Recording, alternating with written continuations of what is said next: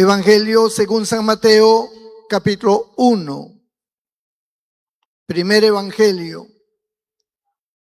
escrito por Mateo. Voy a leer el verso 22 y 23. Con la bendición del Padre, del Hijo y del Espíritu Santo. Todo esto aconteció para que se cumpliese lo dicho por el Señor por medio del profeta cuando dijo: He aquí una virgen concebirá y dará a luz un hijo, y llamará su nombre Emmanuel, que traducido es Dios con nosotros. Señor, bendiga su palabra. Pueden sentarse. Si me acomodan el micrófono un poquito. Bendito sea el nombre del Señor. Gloria a Jesucristo. Hay una frase que la he escrito acá, que muchas personas que no conocen al Señor le expresan, y que dice lo siguiente: la fe es la confianza en algo cuando se carece de evidencia. Así lo ven ellos. La fe, dice, es la confianza en algo cuando se carece de evidencia. O sea, lo que está diciendo es, cuando ya todos los recursos y alternativas científicas, humanas, legales o del orden que fuera, ya no te pueden ayudar o ya no tienes alcance de ellas, entonces como último recurso te queda la fe. Cuando ya no hay evidencia de solución, cuando ya no hay nada que constituya una salida conforme a la lógica, conforme al entendimiento, al razonamiento, entonces la gente recurre a la fe como si fuera algo de un escape o algo en que resignarse. Bendito el Señor, ¿no? Como un drogadicto que ya está esclavo del vicio y ya nadie lo puede ayudar. No hay forma, no hay método, entonces la persona no quiere ser ayudada tampoco. Entonces lo motivan a buscar a Dios, como que la fe en Dios es su último recurso, ¿no? Algo así. Así lo ven ellos, ¿no? Yo el otro día hablaba acerca de por qué nosotros creemos en Dios. Bendito el Señor. Entonces, esta situación viene porque la mayoría de las personas no conocen a Dios ni han experimentado a Dios. Hubo una época en el Antiguo Testamento en que Dios se manifestó a su pueblo en diferentes oportunidades. Esta manifestación era de tiempo en tiempo. Lo hizo principalmente cuando estaban en Egipto y los sacó con gran poder de la esclavitud de Egipto.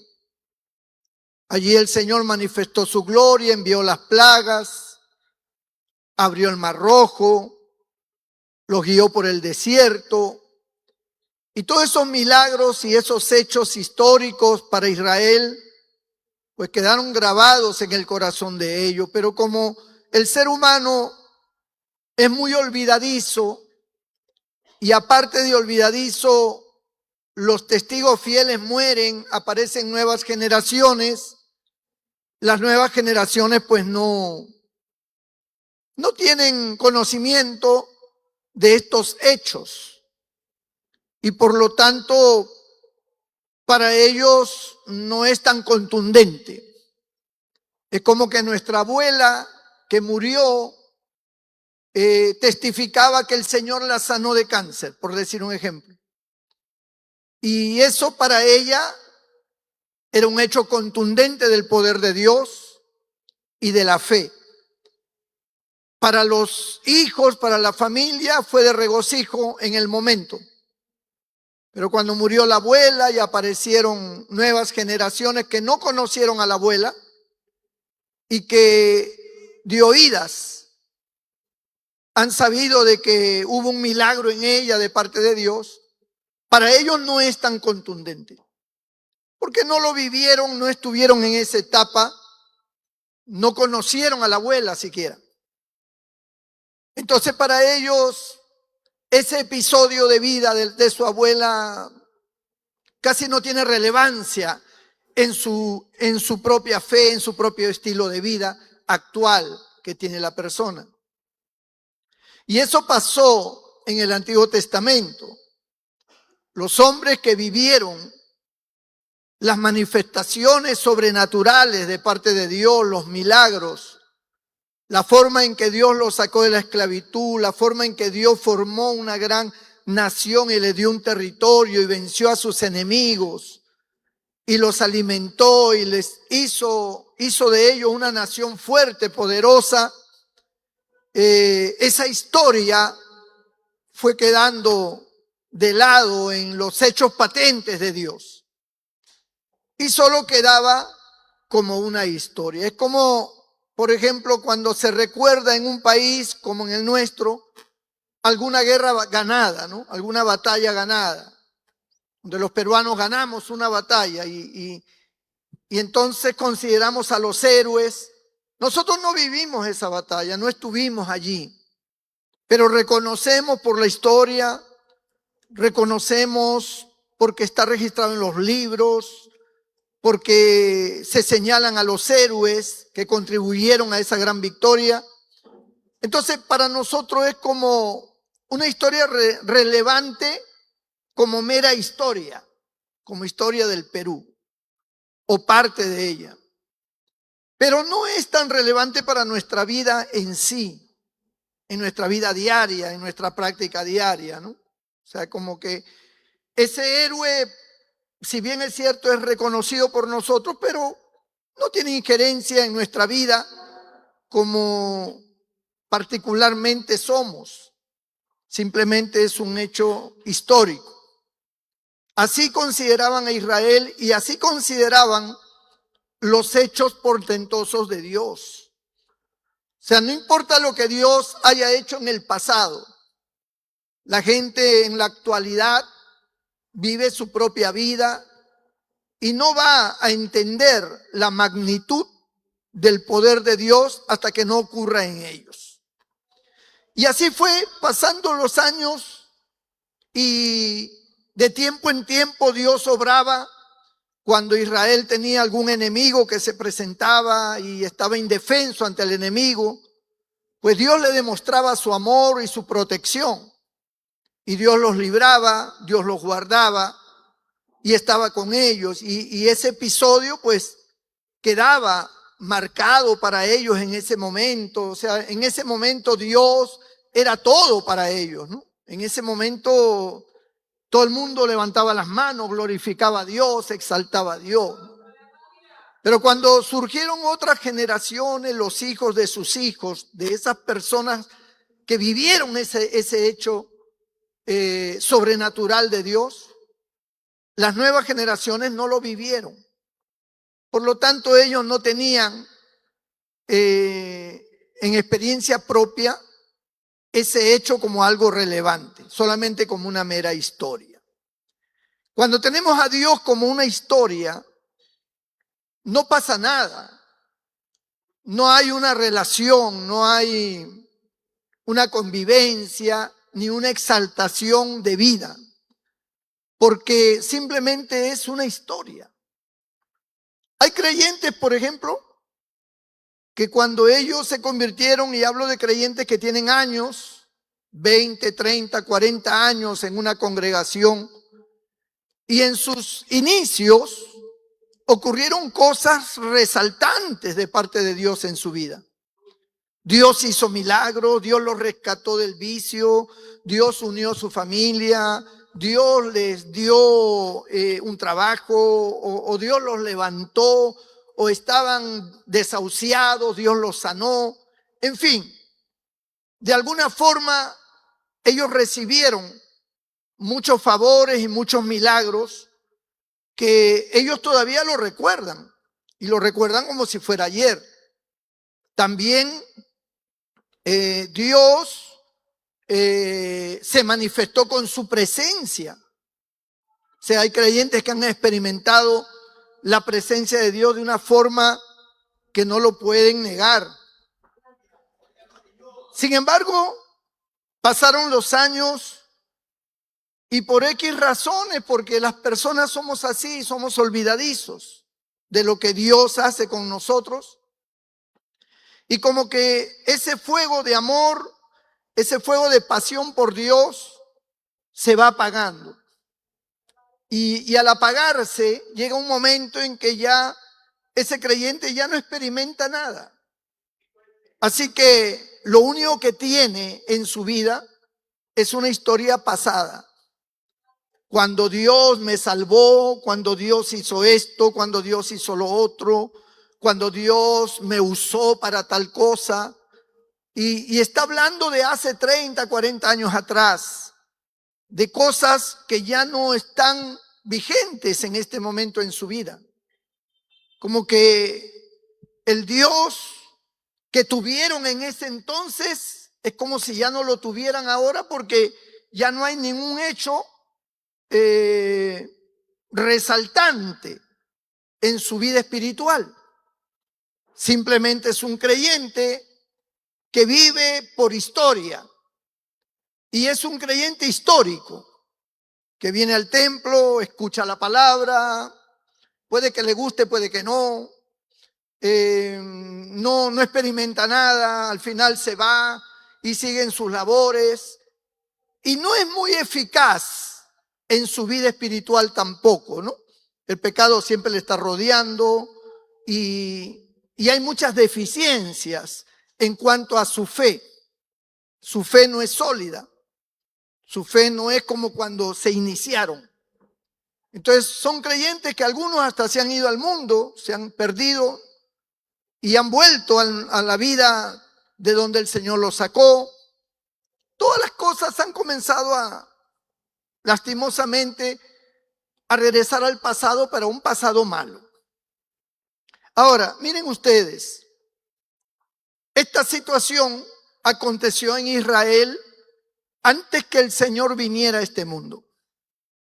Israel era una nación que estaba olvidada de Dios, porque ellos se habían acostumbrado a una religión, a una forma de vida, a una práctica de vida, pero ya no tenían esas experiencias maravillosas que habían tenido con el Señor, que sus abuelos o sus ancestros habían tenido con Dios. Ya ellos no lo tenían. Ellos estaban en una vida totalmente religiosa, tanto así que la fe de ellos se fue quebrando y se fue diluyendo en diferentes tipos de doctrinas.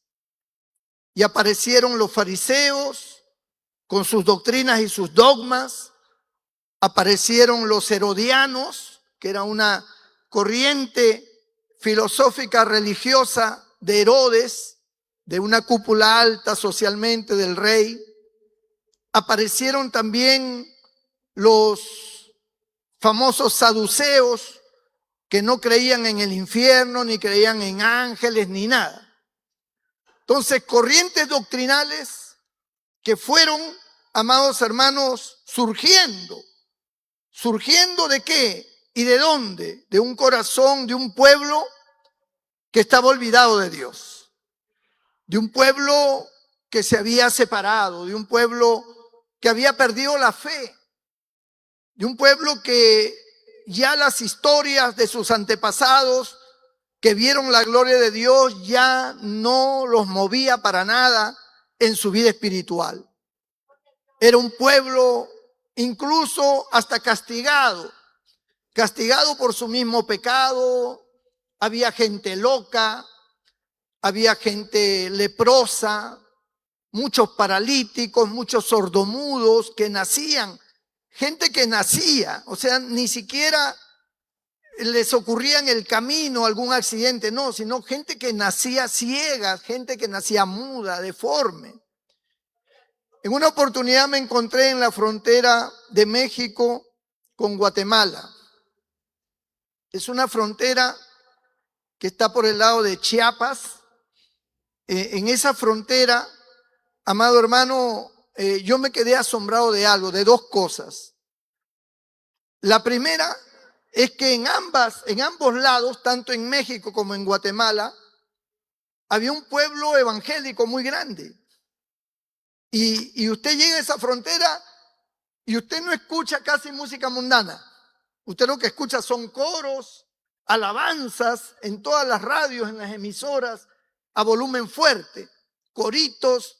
Y es sorprendente porque parece que uno estuviera entrando a una iglesia. Y tanto por el lado de México como por el lado de Guatemala, pues se oye esta forma de fe en las alabanzas, y pareciera que ahí todo el mundo conoce la palabra y todo el mundo conoce de Cristo. Sin embargo, la otra parte era de que en esa frontera, tanto para México como para Guatemala, había una gran cantidad de mendigos. Y estos mendigos eran personas deformes. Casi todos. Personas tullidas, que no habían desarrollado su cuerpo, que eran jorobados por los dos lados, o una cabeza demasiado grande, con unas piernas totalmente sin desarrollo, algunos no podían caminar, se arrastraban, su rostro era un rostro muy feo. Y la mayoría de los mendigos, de la gente que estaba en esa condición, pues pedían una ayuda, y yo me quedé sorprendido de cómo un pueblo que supuestamente conoce el evangelio, que supuestamente adoran a Dios y hay coros por todas partes, casi no hay música mundana, ¿cómo es que proliferaba una condición así en las personas? Y yo al menos me ponía a pensar y decía, a lo mejor este pueblo está como el pueblo de Israel, un pueblo castigado, un pueblo sin conocimiento del verdadero Dios, porque dice la Biblia que el pecado de los padres cae sobre los hijos hasta la tercera y cuarta generación. Entonces, cuando los hijos empiezan a nacer, porque puede haber un caso aislado, yo no puedo condenar a nadie que de repente tenga un hijo que le salga, no sé, con algún tipo de mongolismo o con algún defecto. Eso puede ocurrir en cualquier familia. Puede pasar porque hubo alguna situación de repente de descuido en los médicos, o le hicieron una radiografía que deformó, o tomaron algo que dañó a la criatura, en fin, cuestiones que se pueden considerar científicamente, ¿no? Pero cuando ya hay una cantidad de personas, y en los pueblos ya se refleja ya que no es un caso aislado, que no es una familia ni dos, sino que ya son cientos de familias, docenas de familias, y en ese pueblo se caracteriza porque hay mucha gente en esa condición, ya la cosa tiene otro tono.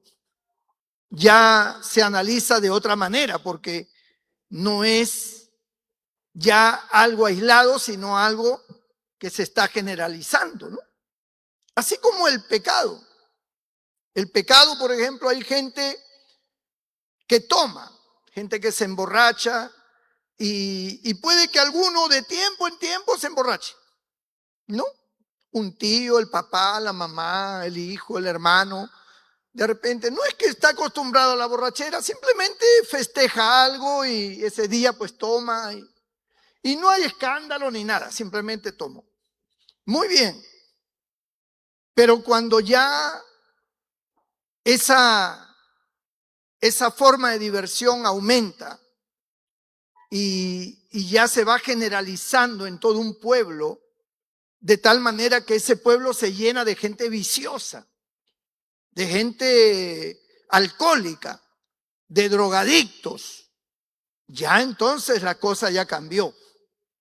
Acá hay un tema de maldición ya, aquí hay un tema, hay un castigo acá, que está fuera de lo normal. Cualquiera puede estar en un problema. Nosotros los creyentes tenemos problemas. Sufrimos enfermedades, nos roban también. Podemos tener muchas situaciones difíciles, perfecto. Pero no podemos estar toda nuestra vida en esa condición.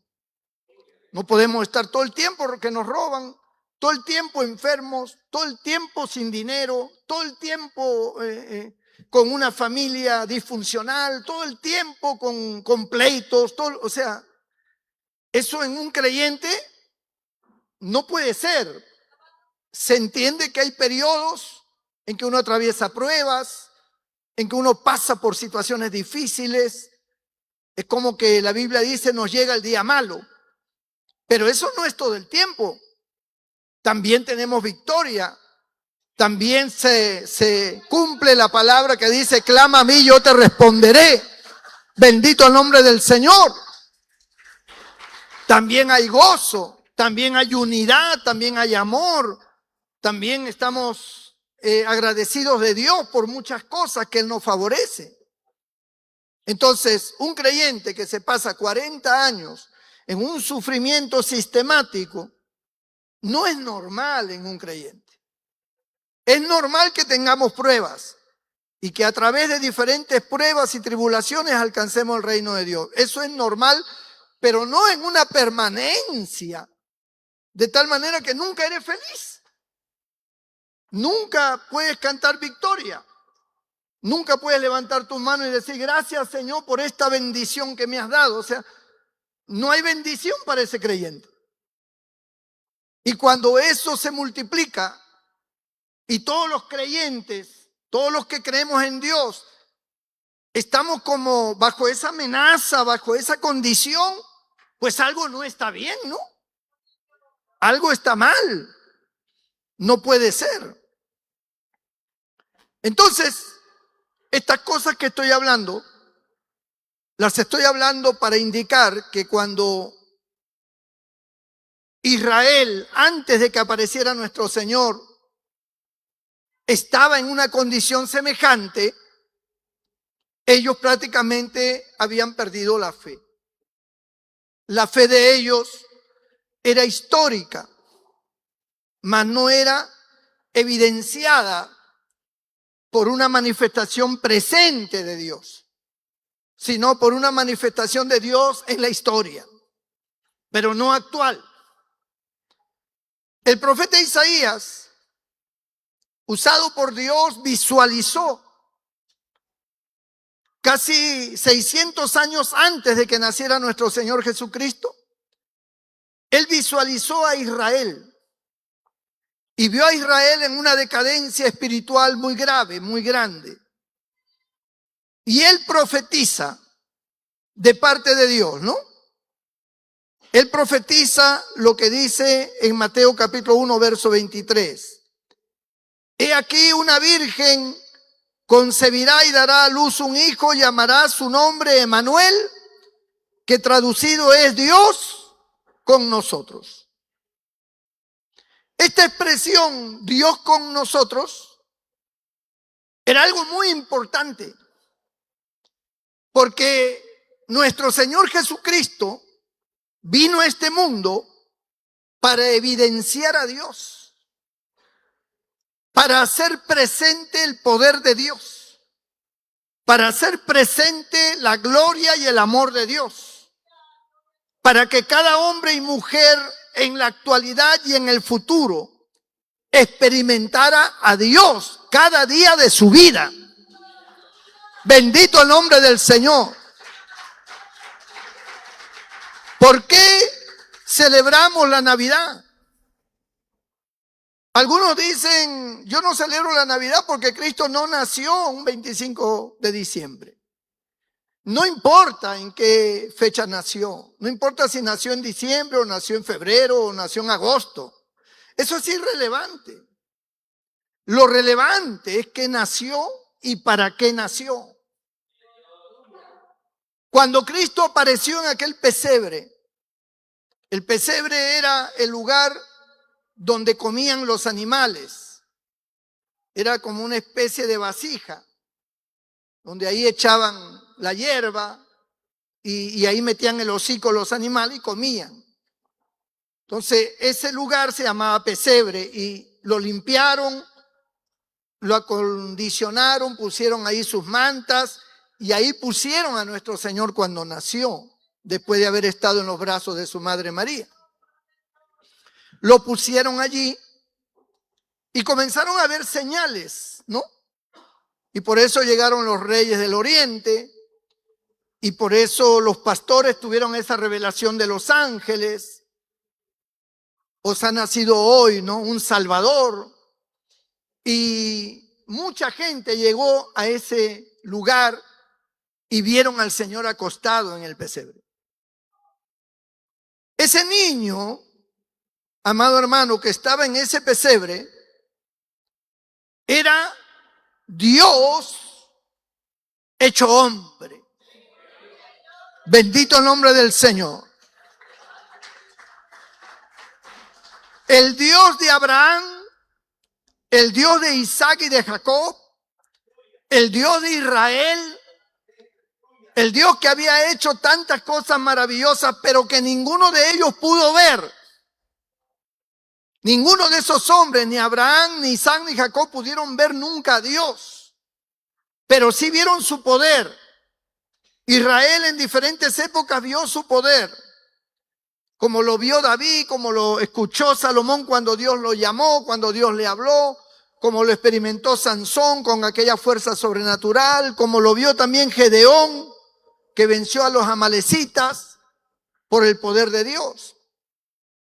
Estos hombres nunca vieron a Dios. Pero ahora Dios está hecho hombre y está en la persona de un niño en un pesebre. Y eso significa lo que dice Juan en el capítulo 1 del Evangelio. Y verso 1 dice, en el principio era el verbo. El verbo estaba con Dios. Y el verbo era Dios. Y luego dice en el verso 14, y aquel verbo fue hecho carne. Pablo le escribe a Timoteo y le dice, grande es este misterio. Dios fue manifestado en carne. Entonces, esa manifestación divina de hacerse hombre, de venir en el mismo estado en que apareció Adán. Por eso la Biblia le llama el segundo Adán. En esa misma forma, sin pecado, aparece Dios hecho hombre y asume la humanidad, asume todo lo relacionado con lo terrenal.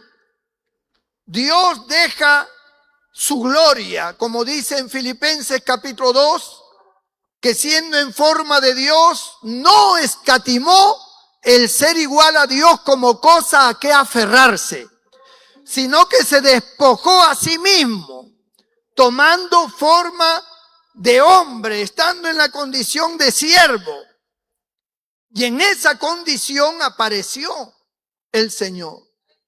Él se despojó a sí mismo, es decir, se quitó su corona, se quitó su cetro, se quitó sus ropas reales y vino a este mundo en la condición de hombre, y estando en la condición de hombre se hizo siervo de los hombres. Dios se despoja de su divinidad, de su poder sobrenatural y aparece como hombre.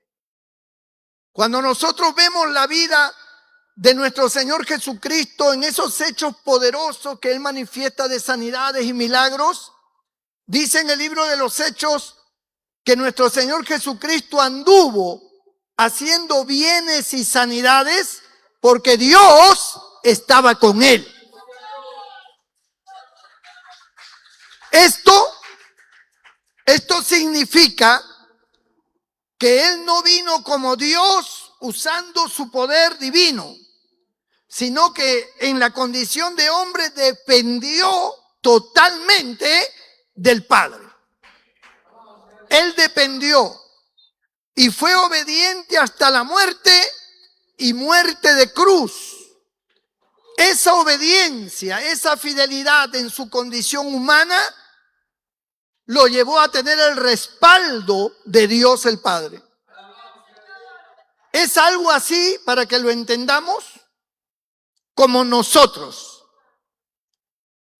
Si en nosotros fluye el poder del Espíritu Santo, con sanidades, con milagros, con obras sobrenaturales, siendo nosotros seres humanos, quiere decir que ese poder no emana de nosotros, sino emana del Señor, emana de Dios, emana del Espíritu Santo. Los dones son del Espíritu Santo, no son nuestros. Sin embargo, fluyen a través nuestro, cuando nosotros vivimos en esa obediencia y en esa intimidad con Dios. Entonces fluye el poder de Dios. Eso mismo pasó con el Señor, porque Él vino como hombre, pero Él dejó su divinidad para hacerse hombre. Ahora, ¿cuál era el objetivo del Señor al venir como hombre? El objetivo principal estaba programada en dos cosas. La primera, dar testimonio de su Padre. Dar testimonio de Dios. Que cuando la gente dice, como dicen esta gente, ¿no? La fe es la confianza de algo cuando se carece de evidencia. Pues en esa época era igual. La gente miraba la fe como una cuestión religiosa, carente de toda evidencia racional, y que la fe era para los ilusos, para los ignorantes, para los que no podían resolver nada.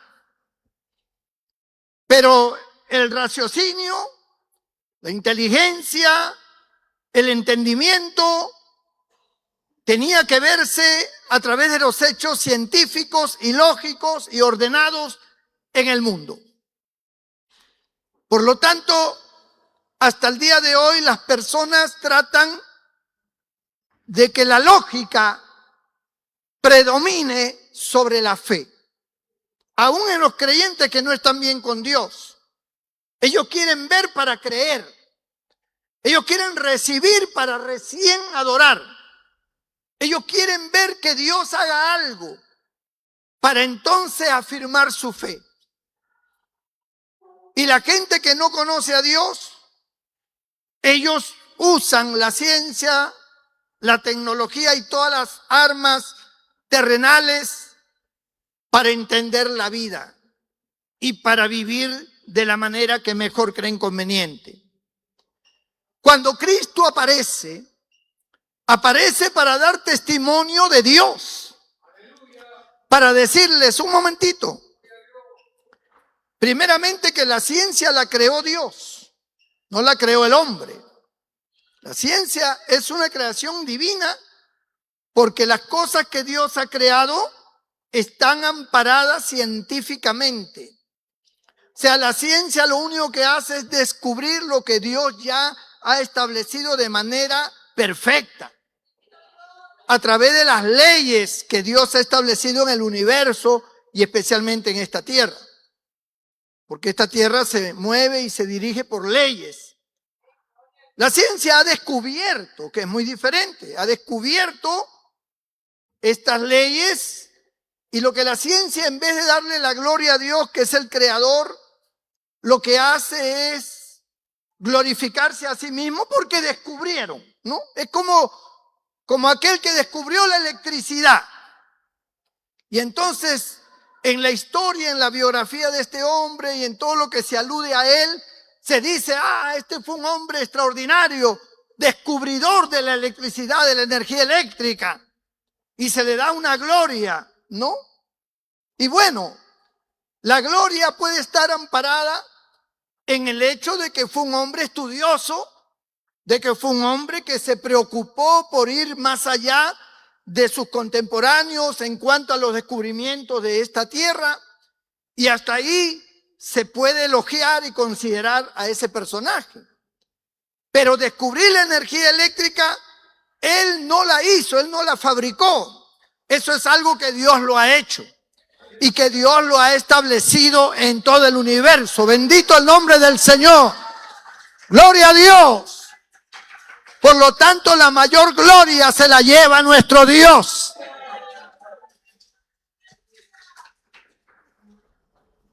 No es que el hombre haya fabricado nada. Cristo quiso demostrar con su presencia en la tierra el gran poder de Dios, el gran amor de Dios para la humanidad. Para que todo escepticismo fuera borrado. Para que toda creencia que hacía a un lado a Dios sea quitada y se estableciera la verdadera fe. Pero no una fe sin evidencia, como dicen ellos, sino una fe con evidencia, donde ustedes y yo podamos experimentarlo y sepamos que nosotros no estamos aquí como fanáticos religiosos, como personas improvisadas que no sabíamos a dónde ir y nos gustó aquí y aquí estamos. No, no, no, no. Estamos aquí, tanto ustedes como yo, porque en nosotros ha ocurrido algo que nos ha dado a nosotros la seguridad de que ese algo viene de Dios, que hay un Dios que ha tratado con nosotros, con nuestra vida. Alabado sea el nombre del Señor.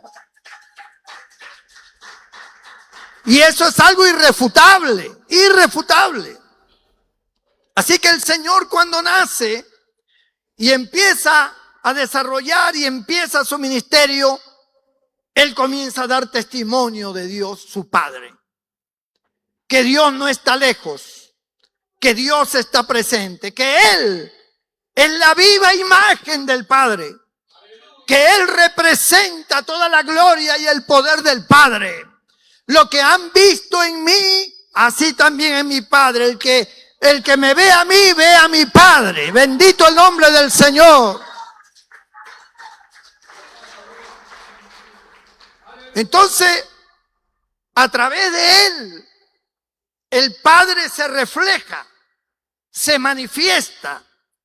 Y Cristo es el testimonio patente. Un testimonio que no solamente quedó en Él, sino que lo transmitió a sus discípulos, para que también sus discípulos fueran testigos del poder de Dios y para que fueran por todo el mundo y predicaran el evangelio y dieran testimonio del poder de Dios. Alabado sea el nombre del Señor. Es un privilegio para nosotros dar testimonio de nuestro Dios, dar testimonio de nuestro Señor Jesucristo. Nosotros no nos podemos sentir menoscabados, no nos podemos sentir como que estamos en una línea espiritual que no la quiero manifestar porque se vayan a burlar de mí y que van a pensar mis amigos y que vayan a pensar mis compañeros de trabajo, de estudio. Mejor yo llevo una fe oculta, vengo a la iglesia, no le doy testimonio a nadie porque tengo miedo. Esa gente es un creyente histórico. Cuando esa persona se convirtió no era así. Cuando esa persona se convirtió quiso dar testimonio de Cristo a todo el mundo. No había una sola persona que no le hablara del Señor. Él estaba lleno del amor de Dios, del nuevo nacimiento. Estaba en su primer amor, como le llama la Biblia. Y eso era algo que no lo podía evitar. El Señor brotaba por sus poros. Los tiempos cambian. Las personas se descuidan y se apagan. ¿Se apagan en qué? En la fe. Y por eso ya no hay evidencia. Ya no hay evidencia de Dios en tu vida ni en lo que haces. Tus evidencias son terrenales, carnales, mundanas. Tus evidencias no tienen que ver con las cosas de Dios. Porque no está Dios. Dios es un Dios histórico. Si tú te pones a hablar de Dios, es extraordinario el conocimiento que tienes. Conoces la palabra, conoces las doctrinas y hablas y defiendes la posición de Dios, pero estás relatando un hecho histórico. Es como, por ejemplo, la Biblia tiene dos manifestaciones, que en el griego se le llama logos y rema. La palabra logos en el griego habla de la palabra. Logos es la palabra. La palabra en su estado natural. O sea, todos tenemos la Biblia, ¿verdad? Todos tenemos la Biblia. Pero en su estado natural. Cuando usted llega a su casa, usted abre la Biblia, usted comienza a leer, va pasando las hojas. A veces se entiende, a veces no entiende nada, se aburre, lo deja ahí o lo cierra. Está en estado de logos. Simplemente es la palabra escrita, nada más. No hay trascendencia ninguna allí. No hay nada. Algunos lo usan para echar fuera demonios, agarran a bibliazos a la gente y piensan que así salen los demonios. Otros duermen bajo la almohada con la Biblia, ¿no? O sea, ponen la Biblia bajo la almohada y para no tener pesadillas, dicen, para que los demonios no les fastidien. Y ellos creen que la Biblia es algo así como un amuleto, ¿no? Algo que tiene poder y que al tenerlo en la casa ya los demonios no van a entrar. Bendito nombre del Señor. Y eso no es cierto. Entonces, ¿por qué? Porque la Biblia en su estado de logos es un libro. Un libro que por supuesto contiene todas las doctrinas, los mensajes y la historia de nuestro Señor, y es el mejor libro que existe. Pero en su estado de logos es simplemente para conocimiento. Pero cuando la palabra, la Biblia pasa a su estado de rema, es cuando el Espíritu Santo vivifica esta palabra, le da vida a esta palabra. Bendito sea el nombre del Señor. Por eso hay momentos en que usted cuando abre la Biblia siente que Dios le está hablando. Porque ya no la tiene en estado de logos, como un mero libro, sino que en ese momento el Espíritu Santo está vivificando esa palabra y llevándola a su corazón. Es como cuando usted le está hablando a alguien y usted siente que Dios le está hablando a esa persona. ¿Por qué? Porque esa palabra que usted está extrayendo de la Escritura se la está llevando vivificada, inspirada por el Espíritu Santo. Y cuando esta palabra cobra vida por el poder del Espíritu Santo, penetra en el corazón, es como espada de dos filos. Penetra hasta lo profundo del alma, separa el alma del espíritu, discierne los pensamientos y las intenciones del corazón. Entonces, esa palabra ha cobrado vida. Hay mensajes en los cultos donde es un mensaje en logos, es decir, conocimiento de la palabra, pero no hay el respaldo del Espíritu Santo. Pero cuando el Espíritu Santo toma el control y es el que está llevando su palabra, Esa palabra penetra en el corazón. Las personas se quedan como petrificadas. Las personas comienzan a sentir como un nudo en su garganta, comienzan a quebrantarse, comienzan a darse cuenta de su condición, comienzan a humillarse, quieren pedirle perdón, quieren cambiar. Algo comienza a ocurrir dentro de ellos. Es la palabra vivificada por el Espíritu de Dios. ¡Aleluya! Ha cobrado vida. Id por todo el mundo y predicad el Evangelio. Fue el mandamiento del Señor. Pero si usted analiza bien, el Señor, antes de decirles, id por todo el mundo y predicad el Evangelio a toda criatura, el Señor les dijo, no salgan de Jerusalén hasta que reciban poder de lo alto. Y cuando el Espíritu Santo haya venido sobre vosotros, entonces me seréis testigos. Y al serme testigos, la palabra que ustedes hablen será una palabra viva, una palabra de poder. Lo que está diciendo es, esa palabra traerá evidencia. Evidencia de Dios. La gente no necesitará ver a Dios.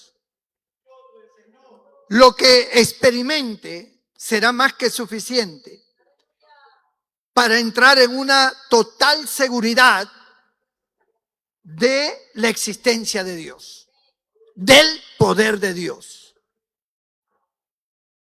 No importa lo que la gente le pueda decir, lo que esa persona ha experimentado no se lo puede quitar nadie. Nadie lo puede hacer dudar de la realidad de Dios. Que es pecador, si es pecador no lo sé. Lo único que sé es que Él me sanó.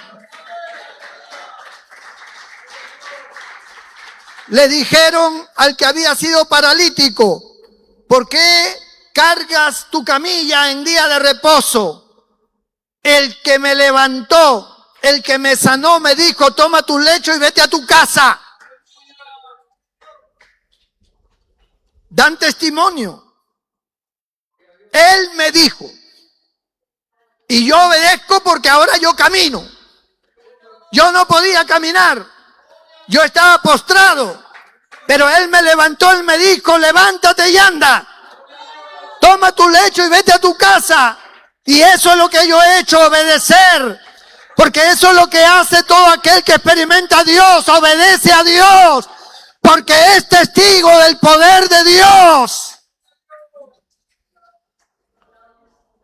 La Navidad no solamente corresponde a la fiesta en sí de pavo, de panetón, de chocolate, que es parte de la fiesta, de la algarabía, porque en toda fiesta siempre hay comida, hay bebida, hay de todo.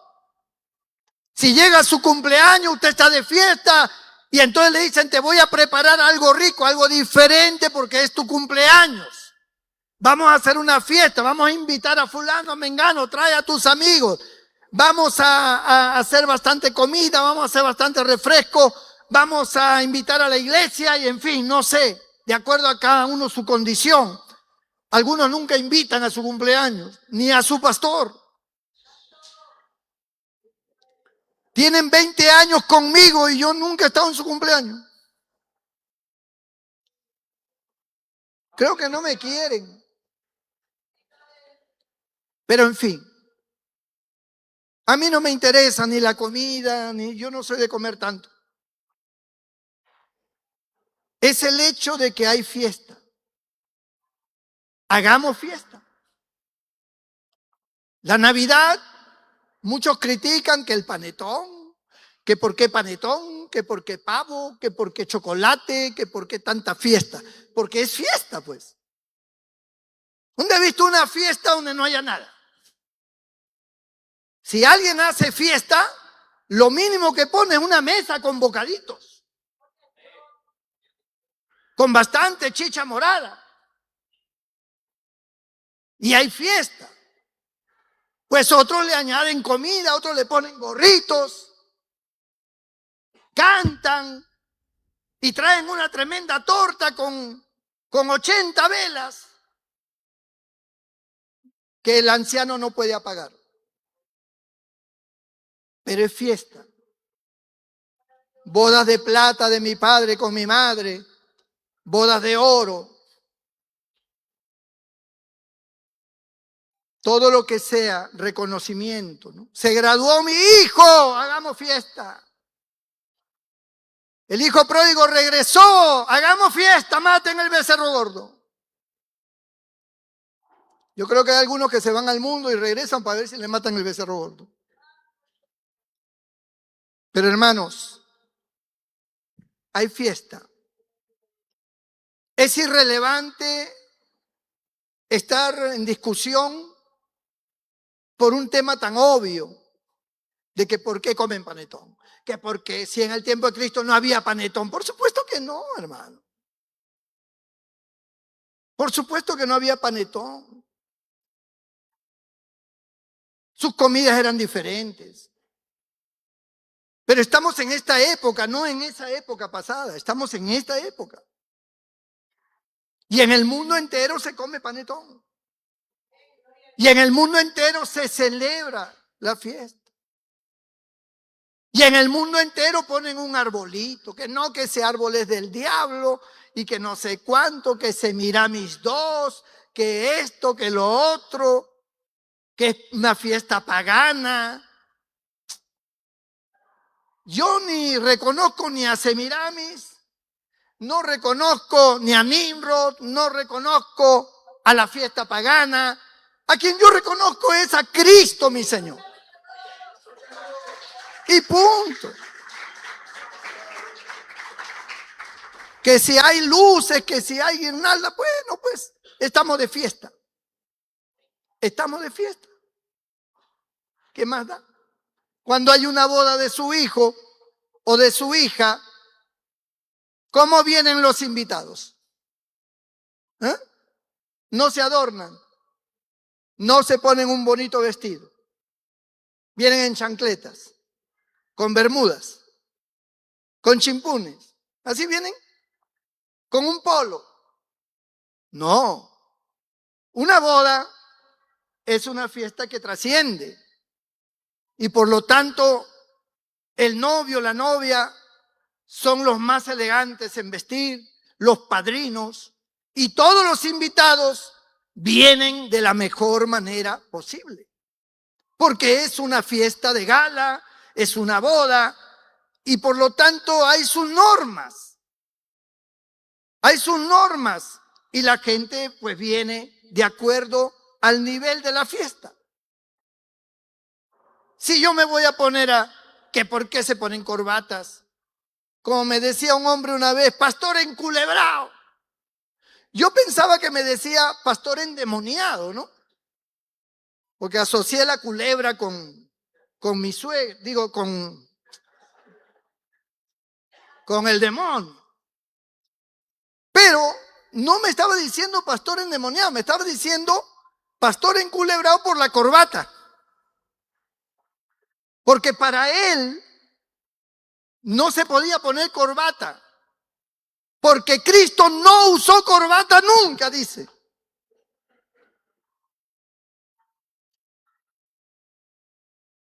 Yo no sé por qué no son normales. Pero ¿qué iba a usar corbata si en ese tiempo no había corbata, hermano? No existían ni las camisas, ni los vivirí, ni los calzoncillos existían, como los que tenemos ahora. Todo eran trapos amarrados, túnicas. Pero la gente se detiene en esos detalles para tratar de tirar abajo la alegría y la fiesta trascendental que está centrada en la persona de nuestro Señor Jesucristo. La llegada de nuestro Señor a este mundo es lo trascendental. Estamos haciendo fiesta por eso. Por Él. Él vino a dar testimonio del Padre y nos dejó a nosotros para dar ese testimonio y generar las evidencias.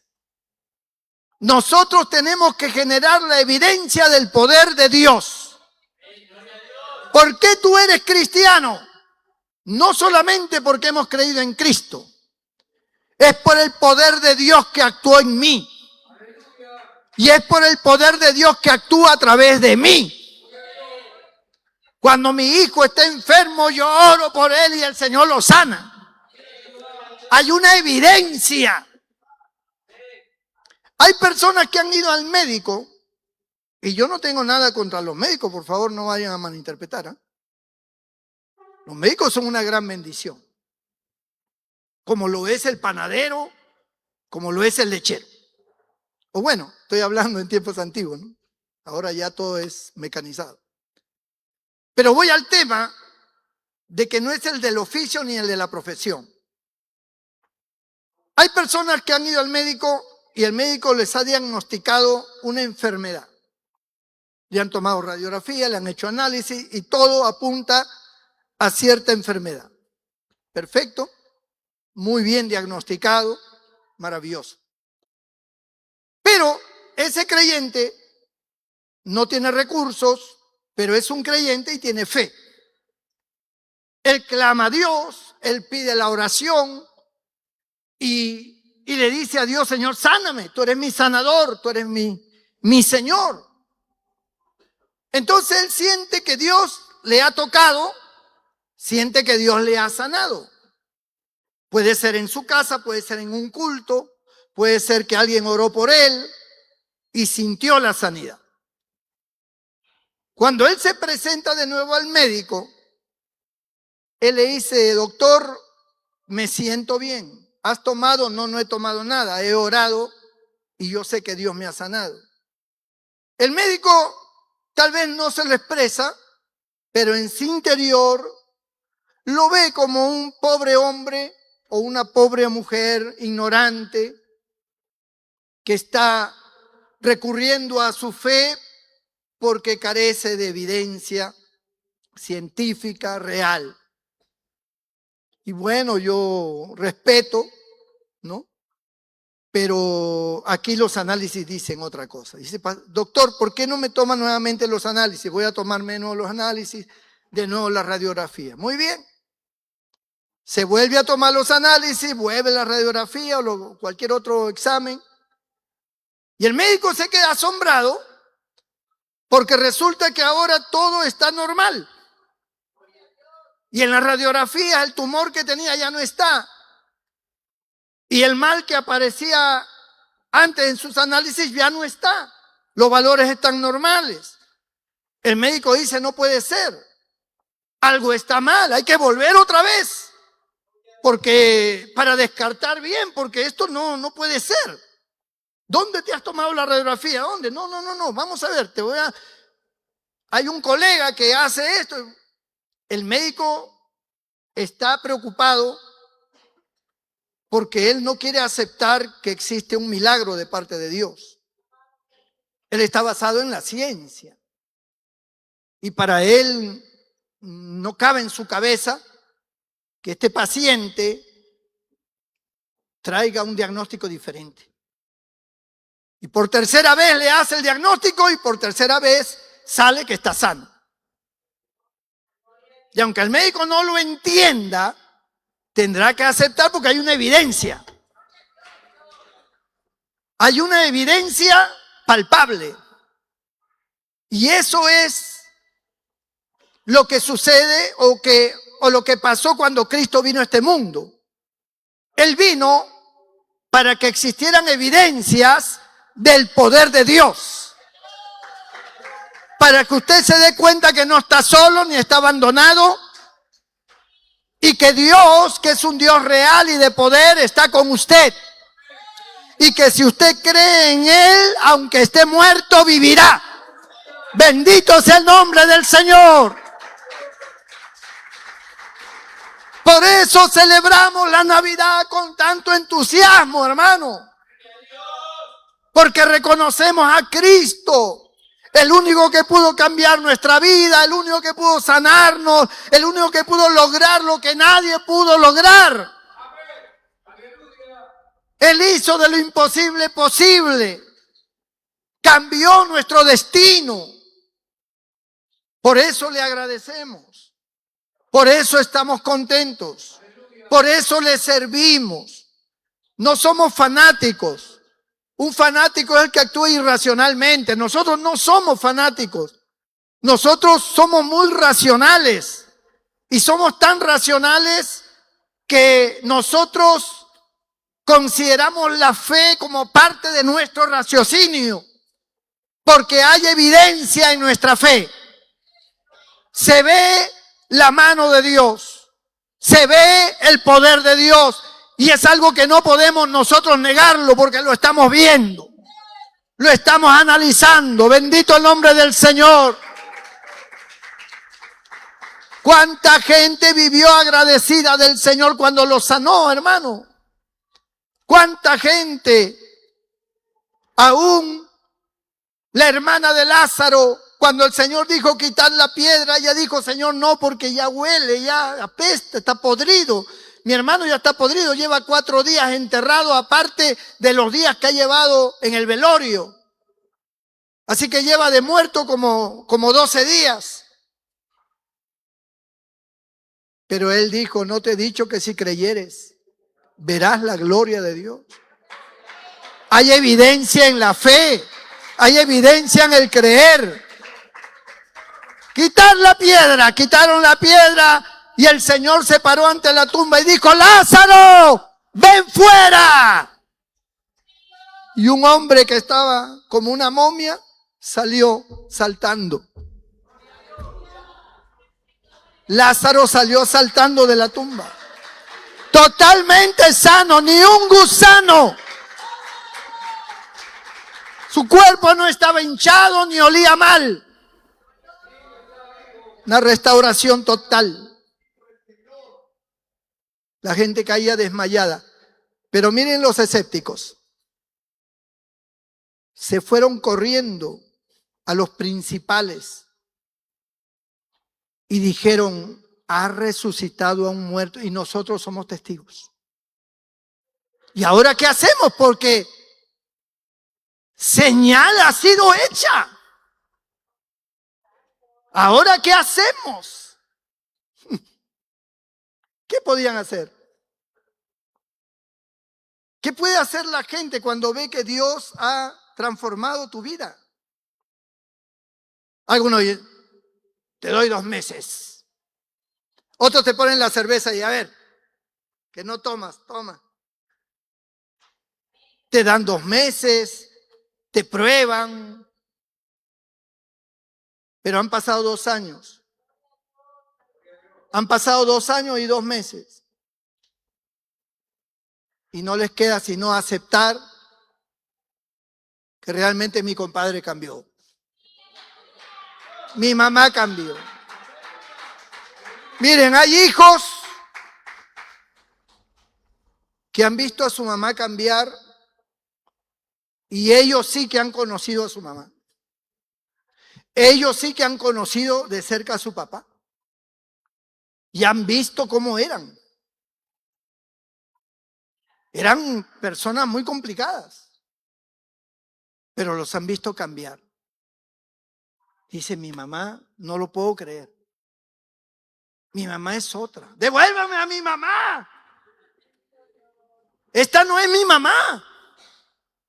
Esta es otra mujer. Este es otro papá. Este no es mi padre. Mi padre era otro hombre, era perverso. Este no es mi padre. Este nos quiere. Este nos ama. Evidencia. Cristo vino a traer evidencia. Evidencia de Dios. Evidencia palpable para todas las generaciones. El que cree en mí tendrá evidencia. No hay nadie que haya aceptado a Cristo que no tenga evidencia de Él. Todos podemos dar testimonio de Él. Pero si tú te has apagado por alguna razón, nadie aquí te juzga. Nadie aquí te condena. El Señor tampoco te condena. Te llama a la reflexión. Quiere que vuelvas a tener esa fe, a tu primer amor. Quiere que tú experimentes otra vez a tu Señor. Y esa evidencia quede marcada una vez más su gran amor y su gran poder en tu vida. Por eso hoy nosotros agradecemos el nacimiento de nuestro Señor, porque Dios se hizo hombre. Y Él es la evidencia palpable del amor del Padre. Y Él está ahora en nuestro corazón. Y nosotros tenemos evidencia de su poder. ¿Quieres tú tenerla? Acércate a Él. Pídele perdón por tus pecados. Arrepiéntete de tus pecados. Reconócelo a Él como tu único y suficiente Salvador. Y tú te vas a dar cuenta de lo grande y maravilloso que es. A Él no le importa cuáles sean tus cadenas, tus arraigos, tus deficiencias, tus debilidades, tus flaquezas, tus pecados. Al Señor no le importa. El que a mí viene yo no le echo fuera, dice. Él jamás cuestionó a nadie cuando se aparecieron los 10 leprosos allí de lejos y le dijeron: ten misericordia de nosotros. ¿Quieren ser sanos de su lepra? Vayan y muéstrense al sacerdote. Y se fueron al sacerdote y el sacerdote dio testimonio de que ya no tenían lepra. Cuando esos 10 se pararon allá frente al Señor y le dijeron: sánanos, ten misericordia de nosotros, el Señor no los cuestionó a ellos. El Señor no le dijo: ustedes están así porque ustedes son unos pecadores, porque tú ofendiste a tu madre, porque tú le robaste a fulano, tú eras muy cruel, tú fuiste infiel a tu mujer, tú hiciste esto, lo otro. O sea, el Señor no le empezó a señalar pecado a ninguno de ellos. Simplemente le dijo: vayan y muéstrense al sacerdote. Y el sacerdote les dijo: todos ustedes están sanos, ya no hay lepra. Y los otros 9 se fueron corriendo a sus familias, otra vez dentro del pueblo, pero un samaritano que había sido sanado de la lepra regresó a darle la gloria al Señor. Y el Señor dijo: ¿no fueron 10 los que fueron sanados? ¿Dónde están los otros 9? Solo uno ha venido a dar gloria a Dios, y samaritano encima. Los que menos pensamos son los más agradecidos. Los que los tenemos como lo peor, como los que los tenemos como lo que no valen nada, son los más bendecidos cuando se entregan al Señor.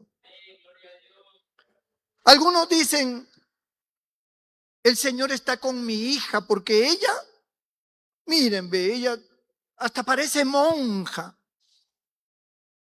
Es una buena hija, una buena muchacha, no va a fiestas. Entonces cree que esa condición que tiene la hace merecedora de Dios. No. Sin embargo, la otra que tengo es una pata del diablo. Para con las amigas, se va a fiesta, llega a las 3 de la mañana borracha. Ha cambiado de enamorado como cambiarse de blusa.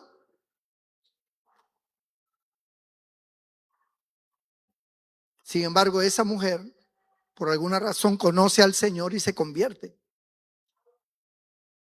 Y es más agradecida y más entregada que cualquiera, porque reconoce de dónde la sacó el Señor. Todos tenemos que reconocer de dónde nos sacó el Señor. Aquí nadie es más que nadie. Aquí todos hemos sido pecadores. Tal vez unos más que otros, pero eso no importa. Todos aquí estamos agradecidos de lo que el Señor hizo con nosotros. Y eso empezó el día que Cristo vino a este mundo. Y ahora está con nosotros todos los días hasta el fin del mundo. Entrégale tu corazón al Señor. Inclina tu rostro y cierra tus ojos ahí donde estás. Bendito sea el nombre del Señor. Yo quiero orar por ti. Quiero pedir a Dios por ti. Tal vez haya alguien que diga, pastor, yo quiero entregarle mi corazón al Señor. Yo quiero reconciliarme con Él. Yo quiero que el Señor obre en mi vida. Yo quiero dar testimonio de su poder. Si tú vienes a Él de corazón, el Señor se manifestará a tu vida de una u otra manera y darás testimonio de ese poder.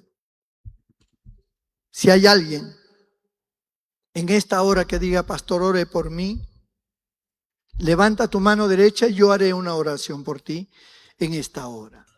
Dios te bendiga, Dios te bendiga, Dios te bendiga, Dios te bendiga, Dios te bendiga, Dios te bendiga. Dios bendiga esas manos que se levantan. Dios te bendiga. Todo el que levantó su mano, póngase de pie ahí donde está. Póngase de pie. Cierre sus ojos. Y dígale al Señor en su corazón, en su mente. Dígale, Señor, perdóname. Perdona mis pecados. Perdona todas mis iniquidades. Yo quiero reconocerte hoy que tú eres mi Señor, mi Salvador. Tú viniste a este mundo para salvarme. Y yo te recibo hoy, Señor Jesucristo, como mi Señor y Salvador. O me reconcilio contigo, porque tú un día me salvaste. Cambia mi vida, Señor. Haz de mí una nueva criatura. Opera el milagro que yo necesito. Ven a mi corazón. Díselo con tus propias palabras. Habla con Él. Toda la iglesia se pone de pie y vamos a orar por estas vidas. Bendito el nombre del Señor. Vamos a orar por ellos. Padre, en el nombre de Jesucristo, invocamos tu nombre para darte gracias, Señor, porque de tal manera amaste al mundo que enviaste a tu único Hijo. Y un día como en estas fechas, nació nuestro Señor. Vino a este mundo, Padre, como hombre. Lo pusieron en un pesebre, un niño hermoso. El niño que venía a salvar. El niño que venía a hacerse hombre en esta tierra para sanar a los enfermos, para demostrar tu poder, tu grandeza. El que vino a resucitar los muertos, el que vino a traernos una herencia celestial, el que vino para llevarnos al cielo. Hoy está aquí nuestro Señor. Y aquí hay vidas que hoy se entregan a Él. Señor, tómalos. A cada uno de estas vidas que han levantado sus manos, tómalos, Señor, en tus brazos. Perdona todo pecado, toda iniquidad, toda maldad. Señor, toda incredulidad desaparezca de ellos. Que aparezca tu presencia, que aparezca tu amor. Que aparezca, Señor, tu gloria sobre ellos. Bendícelos, Padre. Levanta sus vidas, transforma sus vidas, dales una experiencia sobrenatural contigo, dales evidencia de tu realidad, de tu poder, de tu grandeza, que ellos tengan esa evidencia, que ellos puedan testificar de ese poder. Manifiéstate y desbarata las obras de las tinieblas, rompe las cadenas, rompe las ataduras, santifícalos a todos, Señor. En el nombre de Jesús. Y los que están enfermos, los que tienen dolencias y males, cualquiera que sean. Toca sus cuerpos enfermos, quita sus males, quita sus dolencias, sánalos ahora mismo. Opera ese milagro que requieren, esa necesidad de ser sanados, Señor, sea una realidad. Sánalos, tócalos, opéralos, en el nombre de Jesús. Para ti no hay nada imposible. Tú haces el milagro, tú haces lo que el ser humano no puede hacer. En un momento, Señor, fluya tu virtud sanadora por dentro de ese cuerpo y quita todo virus infeccioso, desaparezca todo tumor, todo quiste, desaparezca todo cáncer, desaparezca, Señor, todo órgano afectado y aparezcan órganos nuevos para la gloria de tu nombre. En el nombre de Jesús nuestro Señor. Amén y amén.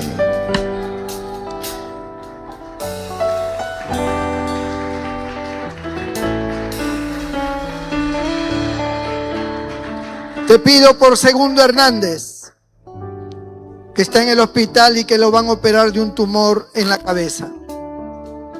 Para ti no hay nada imposible. Guía a ese médico a que ese tumor, Señor, vaya achicándose, desapareciendo ante los ojos de los médicos, para que haya un testimonio poderoso de tu poder. Opera a este hermano, sánalo en el nombre de Cristo. Amén y amén. Gloria a Dios, hermanos. El Señor es bueno, el Señor es maravilloso, el Señor es grande.